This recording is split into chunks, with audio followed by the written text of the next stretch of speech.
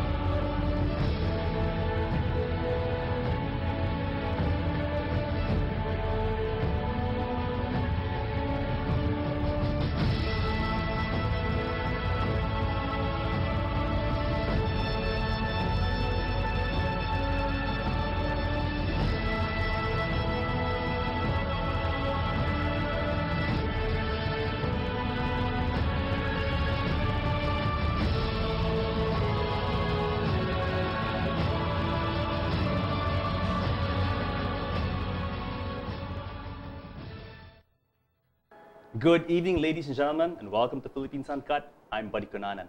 Now, these past several weeks, we've been featuring sports because we here in the show believe that sports development is essential to nation building. And over the last few weeks, you've learned about the different agencies and organizations at the forefront of amateur sports. You've heard about the Philippine Sports Commission, the Philippine Olympic Committee, and the different national sports associations, about 40 plus all in all. You've also learned about how the politics in these organizations and between them have contributed to a large degree to the malaise which is affecting amateur sports in the country and the ability for athletes to perform. Now, here in the show, we're going to meet tonight, we're taking a different angle with sports tonight. You're going to meet a very inspirational group of people who have, tired of the politics of sports, have formed together a group with the sole purpose of just doing it, and that is practicing their craft, which is bodybuilding. And unfortunately, folks, people view bodybuilding in many different ways. And some people don't consider it a real sport in every sense of the word. Some say perhaps it's more showmanship than anything else. Some people consider it perhaps a narcissistic display of men and women with their bodies oiled, showing off their perfectly sculpted physiques. But on today's show, you're going to learn about how bodybuilding is so much more than this. It's actually one of the, if not the most grueling and time-intensive sport around. And fortunately, we have with us in the studio members of the Unified Bodybuilding and Fitness Federation of the Philippines. We have, to my right, Mr. Rocky Dowden, Corporate Secretary of Unified. Beside him is Engineer Jun Tanyag, who is the president of this organization. And last but not least, Michelle Cancho Cruz, a board member of Unified, and herself an international champion, bodybuilding champion. Welcome to the show, guys. Nice to be here. Yes, and before we start, let's have a little introduction. Perhaps Mr. Tanyag, you can introduce yourself. Good evening, world.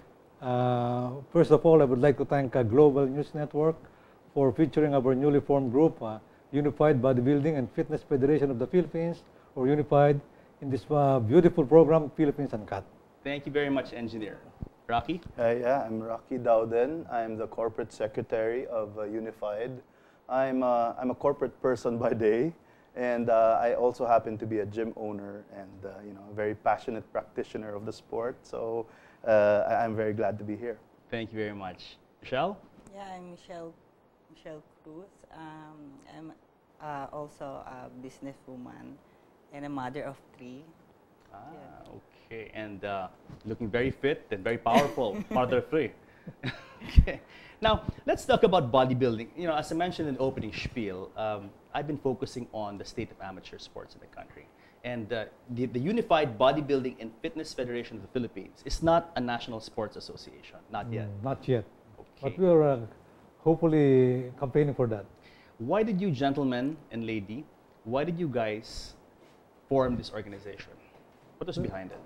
Well, first of all, there is a vacancy in the POC. Okay. Because the NSA, they formerly accredited, was barred from the POC. Which is that, what is the name of that National Sports Association? I think I don't have to mention the name, but Okay. the recognized NSA was suspended or expelled from POC. Why is that? Well, Why were they suspended by the POC? I heard that there has been problems with the leadership within the international and national group. Okay. Yeah. And so it was a leadership problem. This is the Yeah. reason for the POC suspending Yeah. their status. And worst of all, the bodybuilding sport was cancelled by POC as an accredited sport.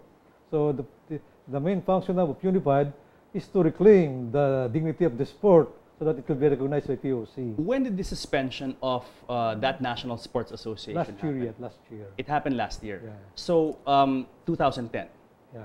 Okay. Now, what is the effect of this on the sport? You said that it's affected bodybuilding. It's affected bodybuilders. What happened? I mean, what is the effect now on our athletes? Well, they could not compete now anymore in international competitions. Okay. And because the bodybuilding sport is not included in the program of POC. So what we are trying to request POC now is to reconsider. Okay. And hopefully welcome back the bodybuilding and fitness sport to the family of sports. Now, bodybuilding is included as a sport in the Olympics. Is it an Olympic sport? Is it Not yet. So when you say internationally, what kind of competitions are we talking about here? Non-Olympic accredited sport like other world championships by the international federation. Not necessarily Olympic Games. Okay. Not necessarily. Is bodybuilding included in the SEA Games or Oh, well, Asian yeah. Games already? Actually, good you asked because I believe it was in the 23rd SEA Games in 2005 where bodybuilding was part of it. And actually, the Philippines took 2 golds. The 65 kilogram went to Michael Borenaga, and the 75 kilogram went to, I think, Arman Tirazona. So both of them got gold medals there, and they scored perfect scores of 10. Okay. Both of them. So everybody was hyped up and everything. And part of what happened after they took the NSA status away from bodybuilding was, in order to support themselves, their careers, a lot of our bodybuilders are now going to be found in the Middle East. So they're in Oman, they're in Qatar, they're in Kuwait. As trainers. Correct. They're basically there as trainers because they make more money there.